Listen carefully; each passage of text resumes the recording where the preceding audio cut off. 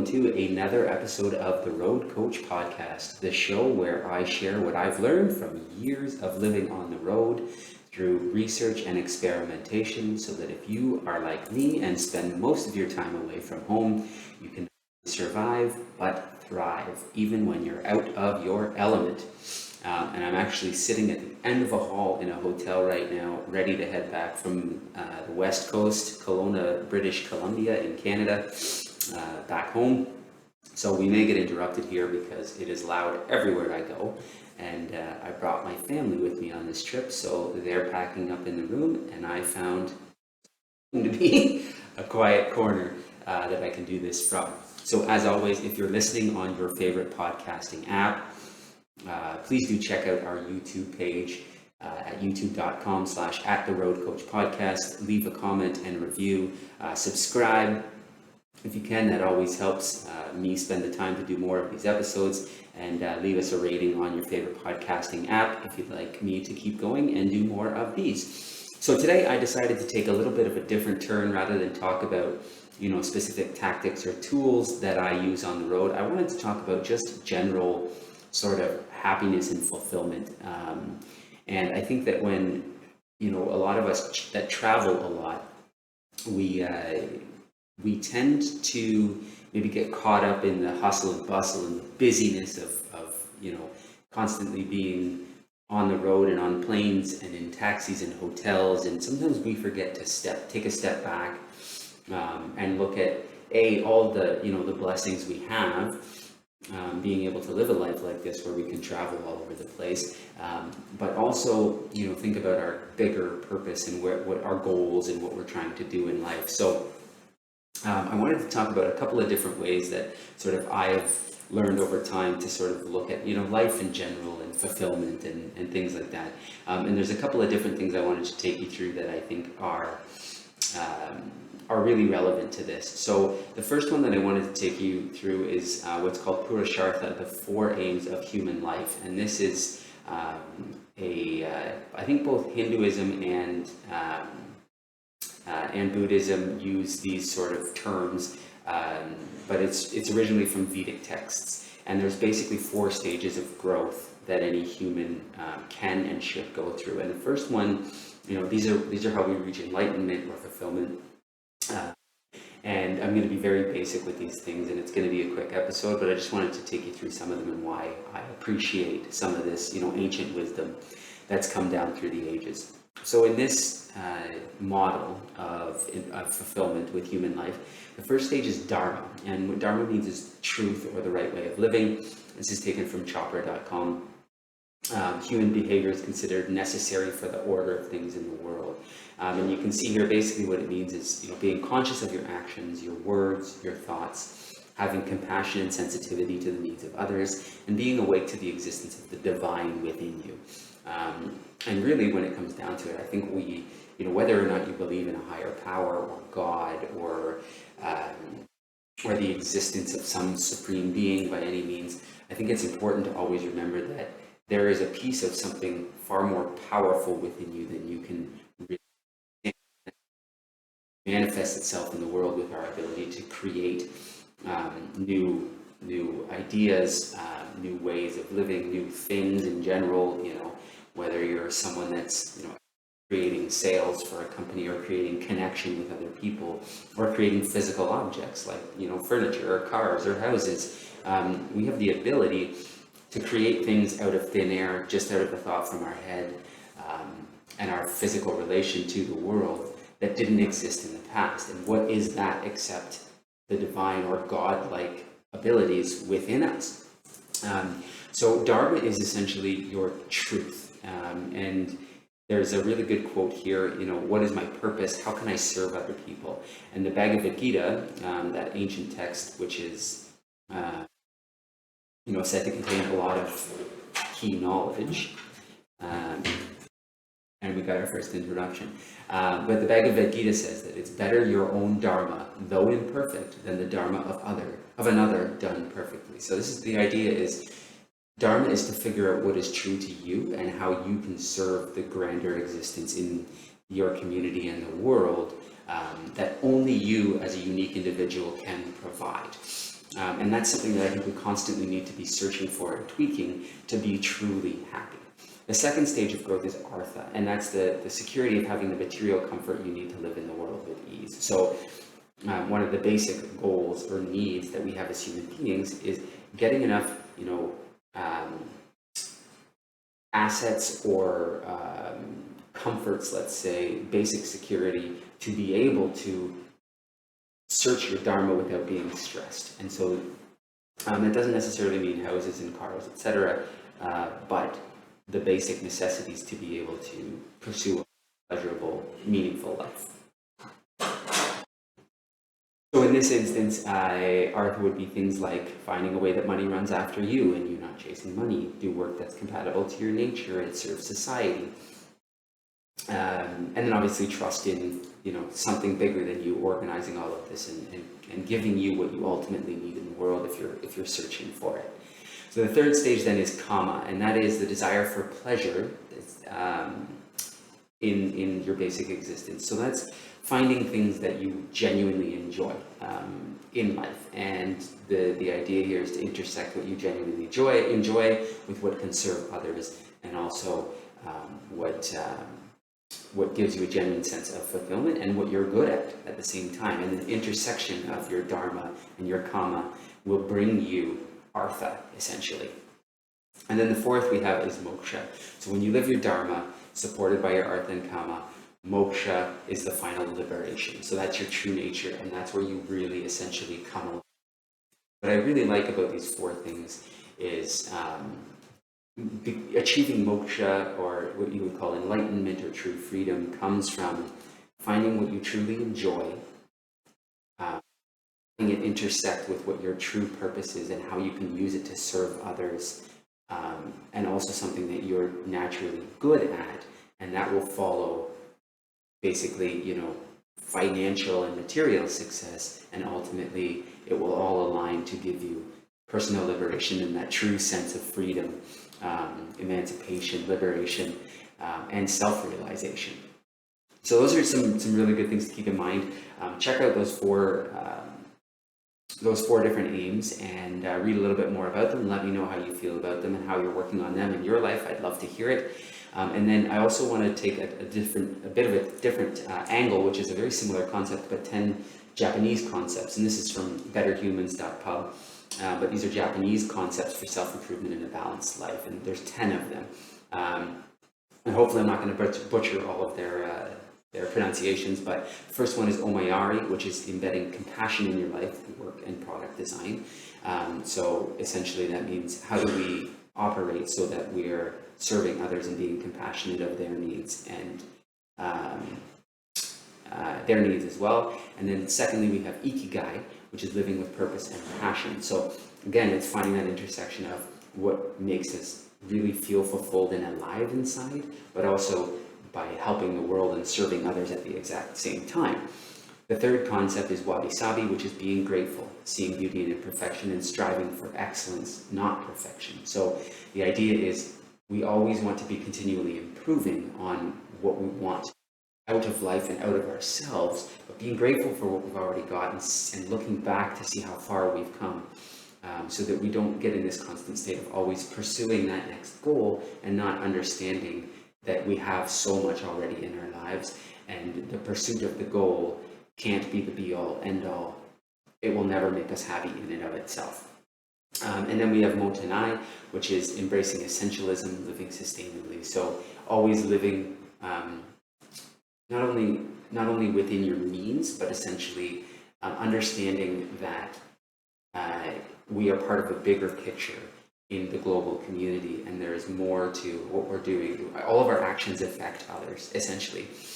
So understanding what we need for ourselves, but also what the rest of humanity and the world and our environment need from us, because making sure that we're sustainably treating our environment will give us internal happiness and make life around us better at all times. And then we have Shingitai, which is keeping a healthy body and a sound mind. So they're the path to mastery. So that comes from martial arts, and essentially it is about using your mind. Actually, up here there's a good good translation here. So it translates to mind, technique, and body. It uses a good example here. For example, chess. Your performance is not solely dependent on your chess skills at the board. Winning also requires a mindset that can cope with stress and setback during hours of uninterrupted concentration. So this is essentially a three-part formula. Always be strengthening your mind, always be improving your technique or your abilities in whatever you're doing, and always be strengthening your body. And then after that, we have Shuharai, which is learning the basics, imitate, and then innovate. And so essentially in any concept that you're learning, first start with the basics, imitate the masters in that domain, and then once you can get to the point where you've mastered that concept yourself, then you can begin to innovate. And this is something that I've often heard, I'm a musician myself, often heard musicians that are self-taught say, you know, I don't want to learn theory, I don't want to learn how to read music, I don't want to get, you know, for example, to a grade 8 level in piano theory from the Royal Conservatory because it will stifle my creativity. But it's completely counterintuitive. You need to learn and master the basics so that you have the concepts behind you to be able to innovate. You're not going to be able to do a masterful guitar solo in any key unless you understand the scales and the harmonics so that you mentally can deviate from the rules in a way that is appealing to the human ear. You have to master those basics before you can ever innovate. So always study and always try to master what the ones who have come before you have mastered so that you have the ability to innovate on the spot. And then we have Kaizen, which is embracing change and striving for small and continuous improvements. You know, everything in life, of course, is change.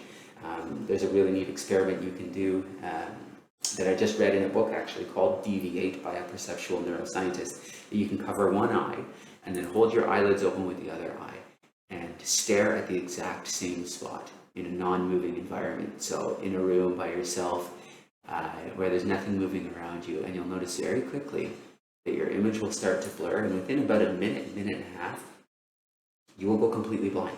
And it's temporary, so don't worry about it. But the reason you're holding your eyelids open is because as soon as you blink, there will be a change in your visual field and it will ruin the experiment. So hold your eyelids open with that one eye, stare at the same spot, and you'll see quickly everything will go blurry, and then everything will go kind of the same color, and then you realize you can't see anything at all, because all of our perception is based on changing environments around us. So really the reason that we can perceive reality or any form of reality is because of the things that are changing around us at all times. So if you're someone that doesn't like change, then A, you're probably not listening to this podcast because you're probably not living on the road and traveling a lot. But understand that change is existence in and of itself, and you need to embrace change because that will help you not only become more resilient, but lead you to new experiences that can help you grow as a person over time. And then you have mono-aware, which is number 8 here, which is detaching from material things, outcomes, and old beliefs. And that doesn't necessarily mean that you can't strive for material achievement or money or that vacation home that you want or a better life for your family. What it means is you need to detach yourself emotionally from it. Whether they come and whether they go, beliefs that you've had in the past, you need to understand that nothing will stay the same in this life, and it's constantly going to change, and you need to embrace that change to be fully fulfilled. Number 9, Motinashi, is giving without expecting a reward. The world gives to givers. So as long as you are serving for service's sake, it will come back tenfold to you. All right, hopefully that's our last introduction. Sorry if this is a little choppy, but it's the best I can do right now. Over communicating problems. It's a good concept, I find, just because if you sit and stew on things that are bothering you and you don't communicate them to others, and you don't in and of itself, it will continue to fester internally. And simply by communicating issues with other people, you may find individuals that have also put thought into the exact same issue. And by communicating with each other, sometimes we can find solutions to problems that we never would have found on our own.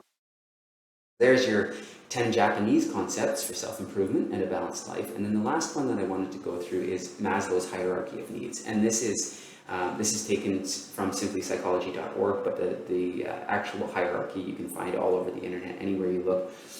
People in the Western world are probably fairly familiar with this hierarchy, but it has it's built into a pyramid of basic needs building up to self-actualization or fulfillment in one's life. And the reason that I really like reminding myself of Maslow's hierarchy of needs is because it gives you the ability that no matter where you are on this pyramid, you can always look back at the previous stage if you feel like you're stuck somewhere, and have gratitude for how far you've come and all of the things that you have in life. And really, gratitude is the basis for genuine happiness and fulfillment.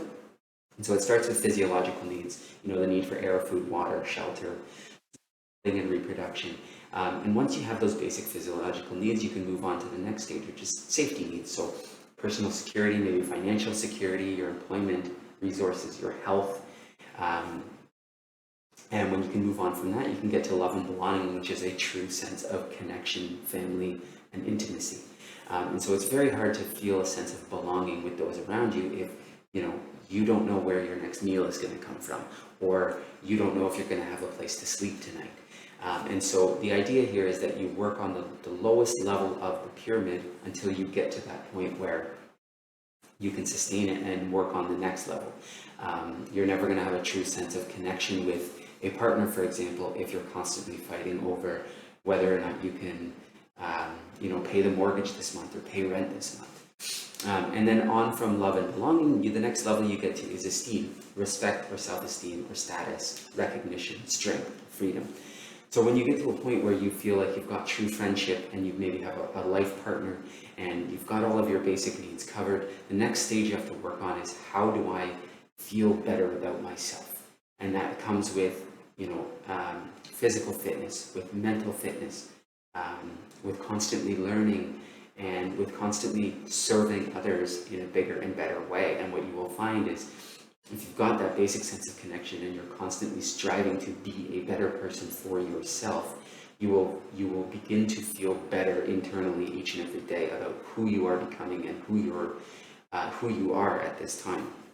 And in this, I find the esteem is a level where I've been, I don't want to say stuck, but I've gotten stuck many times in my life, but feeling like I'm just not worthy, or I'm not as good of a person as I could be. And that's when I go back and I look at the fact that not only do I have all my physiological needs, I don't need to worry about whether I have clothes to put on my back or food or water. I've got all my safety needs. I know I have a place to sleep every night, and I've got that sense of love and belonging, great people within my life that I can count on and who I have a true connection with. And going back and looking at what you're grateful on can help remind you that the struggles that you're going through, possibly for physical fitness or your career development or your own personal self-esteem, is really getting to the point where, it's the highest levels of need that we have, and you have so much already in your life to be grateful for, that you can take a second to pause and say, you know what, not only is it not that bad, I am continually trying to improve, and I have so many things to be grateful for. And from there, you can get to the level of self-actualization, and that's where not only do I feel proud of myself and who I am, and I have all these basic needs covered, it's now, where do I move next, and how can I be the absolute best person that I can be for myself and for those around me in my near tight-knit community, but also the world as a whole. And if you bottom up, you can get to the point where you're not only thinking about your shelter, your career, and those that are closest to you, how can I be of service to the greater world and humanity as a whole? So I hope this episode was helpful. If you liked it, please leave a comment, please subscribe on YouTube, and again, our YouTube channel at youtube.com/@theroadcoachpodcast. You can follow me on Instagram at rjcrate. Subscribe to us on your favorite podcasting apps. Leave a rating if you can. And as always, if you are living on the road like me, I hope you're not only surviving, but thriving, even when you're out of your element. Cheers.